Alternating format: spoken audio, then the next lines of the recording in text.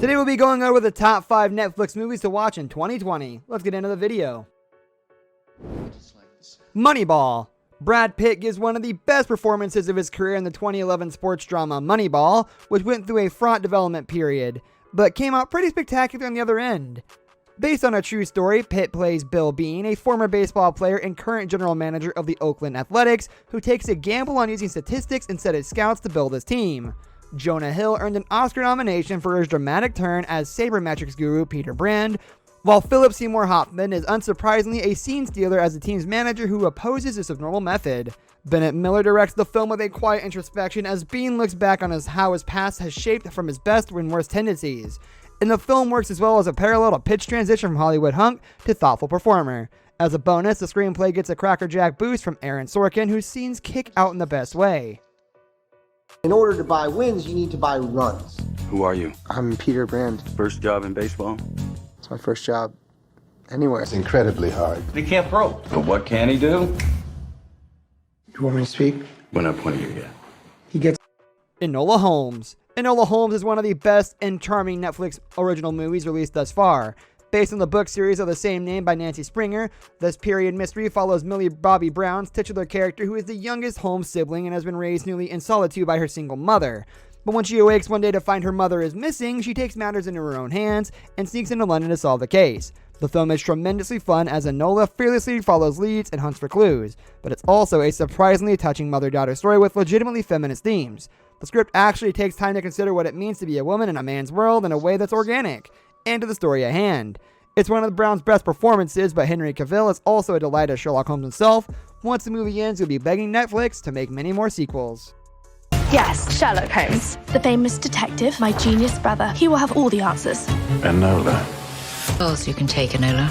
Yours, or the path others choose for you. Hunt for the Wilder People.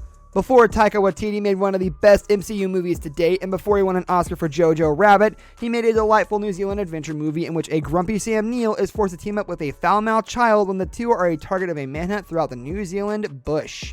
It's based on an existing book, but in tone and execution, Hunt for the Wilder People oftentimes feels like an adaptation of Roald Dahl before we even knew about it. It's delightful and whimsical and a little terrifying, with Waititi's playful anarchy flowing the whole thing out for good measure. This movie is guaranteed to put you in a good mood. Fargo. The Coen brothers are two of the best filmmakers in history, and their darkly comic 1996 crime thriller Fargo is among their multiple masterpieces. Constantly engaging and surprising at every turn, the film is anchored by a stellar performance from Frances McDormand as a mild-mannered heroine Marge Gunderson. Like any good Coen brothers film, it's chock full of unforgettable characters, but the duo also do some of their best visual work with more than a few iconic shots populating the film. It's a mystery, it's a drama, it's a comedy. Fargo is a Coen brothers film through and through. Lady Bird. I'm so glad Lady Bird exists and that it functions as an announcement that Greta Gerwig is not only a major talent, but also a talent that can go beyond herself.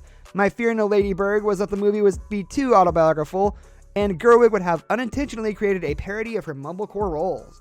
Instead, she provided a film that was personal and specific. It's a movie that relishes its lived-in relationships with never being exclusionary. On my first viewing, I found the movie to be a very good example of a coming-of-age dramedy. Upon a repeat viewing, I see it as one of the best examples the genre has to offer. Saoirse Ronan and Laurie Metcalf are both amazing as they relish both the highs and lows of their mother-daughter relationship. And watching Lady Bird's rocky senior year of high school, complete with all the honest missteps a teenager makes, turns Gerwig's debut into an unforgettable feature. That's going to do it for today's video, guys. Thank you for watching. If you enjoyed the video, leave a like on the video, and don't forget to subscribe to our channel so you don't miss out on any of our videos in the future. I'll catch you next time. Goodbye.